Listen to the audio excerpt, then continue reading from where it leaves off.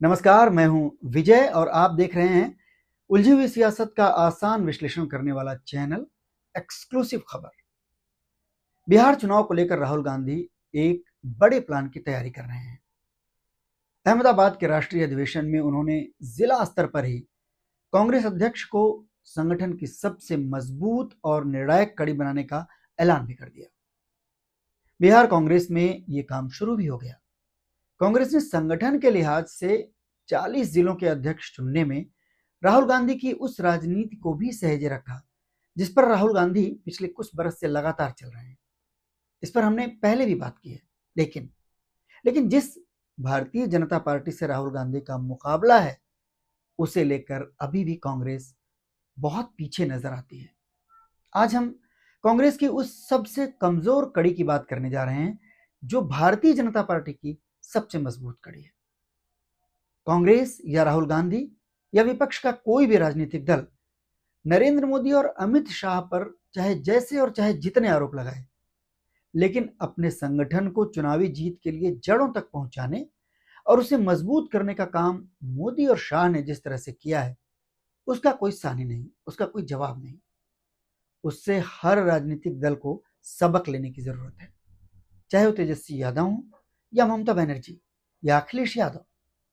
ममता बनर्जी ने तो शायद सबक ले भी लिया है, ये बात आप इसी वीडियो में आगे समझ भी जाएंगे। लेकिन राहुल गांधी या कांग्रेस का शीर्ष नेतृत्व मल्लिकार्जुन खड़गे, प्रियंका गांधी या फिर वो सोनिया गांधी ही क्यों ना हो, अभी तक कांग्रेस अपने संगठन को फिर से हरा भरा करने के लिए सिर्फ पत्तों को ही पानी दे रही है। गुजरात अधिवेशन में और बिहार के संगठन में पहली बार राहुल गांधी कांग्रेस के वट वृक्ष के तने तक तो पहुंच गए, लेकिन चुनावी जीत के लिए अभी उन्हें चुनाव प्रक्रिया की जड़ों तक पहुंचना बाकी है, जबकि बीजेपी की सारे खेल की शुरुआत ही उन जड़ों से होती है। बिहार में तो ये सबसे महत्वपूर्ण है।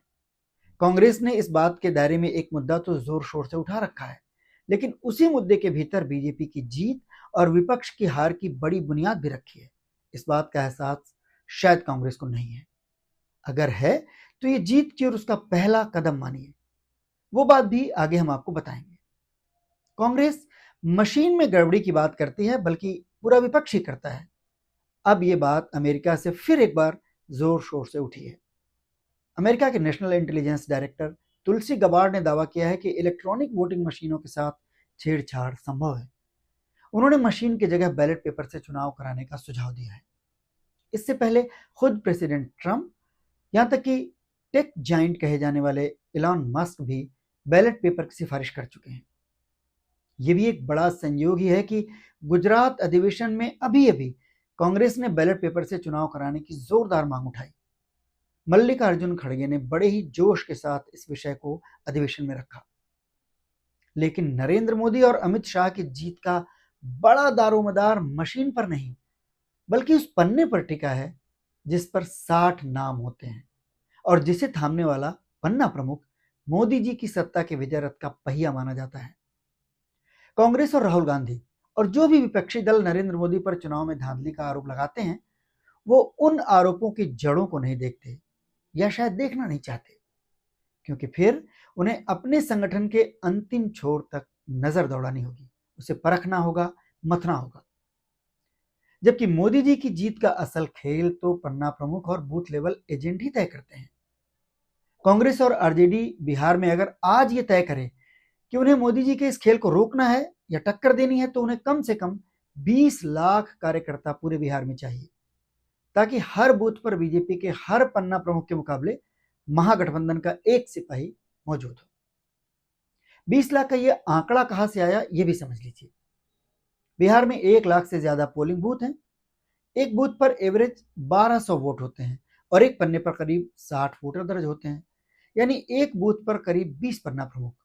तो हिसाब सीधा है, 1 लाख पोलिंग बूथ पर पूरे बिहार में करीब 20 लाख पन्ना प्रमुख। राहुल गांधी चाहें तो तेजस्वी के साथ मिलकर या फिर सिर्फ कांग्रेस के अपने बब्बर शेरों के सहारे चुनावी जीत की जड़ तक पहुंच सकते हैं। पन्ना प्रमुख के जरिए बीजेपी का खेल कैसे होता है, इसे भी समझ लीजिए। पन्ना प्रमुख अपने गली मोहल्ले का पूरा हिसाब किताब जानता है। कोई उसे जाने या ना जाने, लेकिन वो सबको जानता भी है और समझता भी है। उसे ये मालूम होता है कि कौन सा परिवार, कौन सा व्यक्ति किस विचारधारा का है, उसे समझाया जा सकता है या नहीं। इस आधार पर वो पन्ना प्रमुख सबसे पहले वोटर लिस्ट में जोड़ने घटाने का खेल शुरू करता है। ये वही खेल है जिसका आरोप राहुल गांधी के साथ पूरा इंडिया गठबंधन महाराष्ट्र चुनाव के नतीजों के बाद बाकायदा प्रेस कॉन्फ्रेंस करके मोदी सत्ता पर लगा चुका है। कांग्रेस ने महाराष्ट्र में 50 लाख एक्स्ट्रा वोट को लेकर चुनाव आयोग से पूरी वोटर लिस्ट मांग रखी है, लेकिन चुनाव आयोग अब तक वोटर लिस्ट नहीं दे पाया है। चुनाव आयोग का रवैया अपने आप में राहुल गांधी के आरोपों को बल देता है। सुप्रीम कोर्ट तक में यह मामला चल रहा है। वोटर लिस्ट में गड़बड़ी की शुरुआत पन्ना प्रमुख से ही होती है।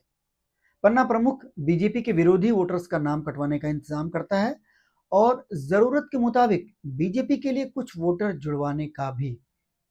इसे लेकर दिल्ली चुनाव में आम आदमी पार्टी ने बहुत गंभीर आरोप लगाए थे।